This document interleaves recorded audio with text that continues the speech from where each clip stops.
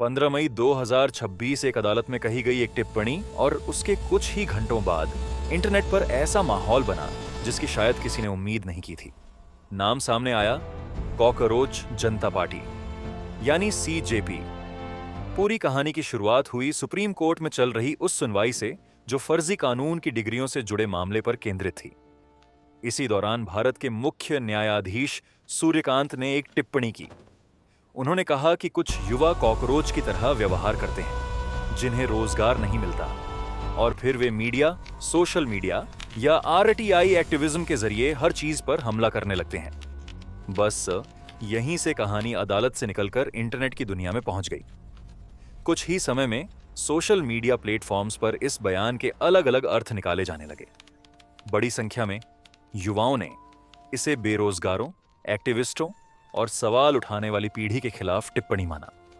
Hashtag trend करने लगे, memes बनने लगे। लोगों ने व्यंग के जरिए अपनी नाराजगी जाहिर करनी शुरू कर दी। किसी ने लिखा कि अब नौकरी मांगना भी संदिग्ध गतिविधि बन चुका है। किसी ने कहा कि सवाल पूछना अब एक नई प्रजाति का गुण माना जाएगा।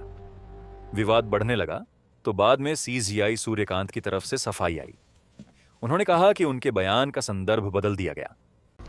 उनका उद्देश्य बेरोजगार युवाओं को निशाना बनाना नहीं था, बल्कि उन लोगों की आलोचना करना था जो फर्जी डिग्रियों और गलत तरीकों से सिस्टम में प्रवेश करने की कोशिश करते हैं। उन्होंने यह भी कहा कि भारत का युवा देश की ताकत है और वही विकसित भारत की असली नींव है। लेकिन इंटरनेट पर बहसें अक्सर स्पष्टीकरण से नहीं रुकती। इसी माहौल में एक नाम सामने आया, अभिजीत दीपके। अमेरिका के बॉस्टन में पढ़ाई कर रहे अभिजीत ने एक छोटा सा ट्वीट किया। उसमें लिखा था, what if all the cockroaches come together. मतलब क्या होगा अगर सारे कॉकरोच एक साथ खड़े हो जाएं?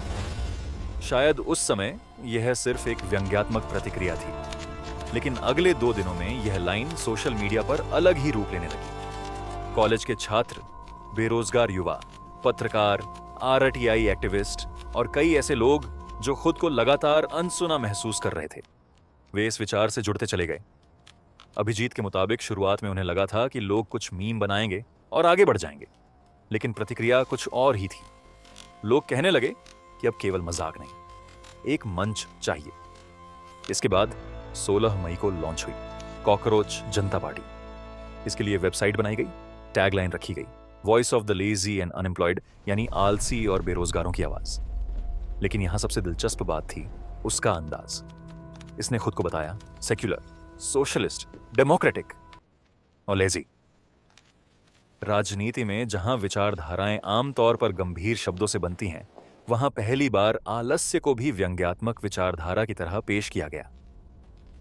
पार्टी ने अपने परिचय में लिखा कि उनका उद्देश्य कोई नया सत्ता मॉडल बनाना नहीं है। वे सिर्फ यह पूछना चाहते हैं कि फैसले कैसे लिए जाते हैं और जवाबदेही कहां है। अभिजीत ने बाद में कहा कि वेबसाइट और पूरा सेटअप तैयार करने में मुश्किल से 2 से 3 घंटे लगे थे। एआई की मदद ली गई थी, लेकिन उन्हें में अंदाजा नहीं था कि लोग इसे मजाक नहीं बल्कि गंभीर चर्चा की जगह बना देंगे।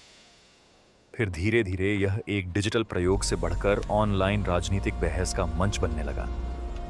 घोषणा पत्र सामने आया और इंटरनेट पर इसकी चर्चा और तेज हो गई। उसमें कई प्रस्ताव लिखे गए। रिटायरमेंट के बाद सीजीआई को राज्यसभा न भेजा जाए, महिलाओं को संसद और कैबिनेट में 50% प्रतिनिधित्व मिले, दल बदल करने वालों पर लंबे समय तक चुनाव लड़ने की रोक लगे, मीडिया और राजनीतिक जवाबदेही पर नए सवाल उठाए जाएं। यह सब व्यंग्य और राजनीतिक टिप्पणी के बीच कहीं खड़ा दिखाई देता था, लेकिन सबसे ज्यादा लोगों का ध्यान उसकी सदस्यता शर्तों ने खींचा।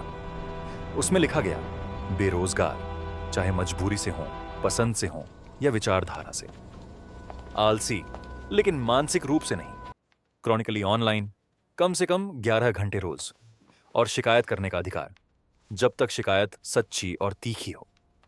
यानी जिन बातों को अक्सर समाज ताने की तरह इस्तेमाल करता है, उसी को पहचान बनाकर सामने रखा गया। 18 मई को पार्टी ने अपनी पहली ऑनलाइन बैठक रखी। नाम दिया गया रोचक सत्संग। इसमें हजारों लोग जुड़े। चर्चा के विषय थे बेरोजगारी, पेपर लीक, बढ़ती महंगाई, राजनीतिक निराशा और व्यवस्था पर भरोसे का संकट। इसी दौरान अभिजीत दीपके ने कहा कि उन्होंने कभी खुद को नेता के रूप में नहीं देखा था, वे अपनी तस्वीर तक सार्वजनिक नहीं रखते थे, लेकिन जिस तरह लोगों ने इस विचार को अपनाया, उसके बाद उन्हें सामने आना पड़ा। उन्होंने कहा कि आज की युवा पीढ़ी ने महामारी के दौरान पढ़ाई में रुकावट देखी, रोजगार के मौके सिमटते हुए देखे और बार बार प्रतियोगी परीक्षाओं पर सवाल उठते देखे। उन्होंने यह भी स्पष्ट किया कि यह किसी टकराव या हिंसक राजनीति का मॉडल नहीं है। पार्टी ने बयान जारी कर कहा कि वह संविधान और लोकतांत्रिक प्रक्रिया में विश्वास रखती है और उसका उद्देश्य सिर्फ व्यवस्था की कमजोरियों पर सवाल उठाना है। और शायद यही वजह थी कि यह कहानी सिर्फ एक वायरल मीम तक सीमित नहीं रही। यह उस पीढ़ी की डिजिटल प्रतिक्रिया बन गई जो महसूस करती है कि उसकी बात सुनी कम जाती है और उस पर टिप्पणी ज्यादा होती है। एक ऐसा व्यंग्य जिसने धीरे धीरे खुद को एक सवाल में बदल दिया। अगर सवाल पूछना ही कॉकरोच कहलाना है, तो शायद अब वे अकेले नहीं रहे।